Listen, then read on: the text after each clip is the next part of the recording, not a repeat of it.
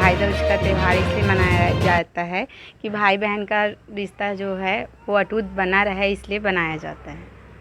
और इसमें क्या क्या किया जाता है? सवेरे आज के दिन मीठा बनाते हैं भाई लोग के लिए, खीर हो या सेवई हो जो भी, और भाई लोग के लिए गिफ्ट देते हैं हम लोग।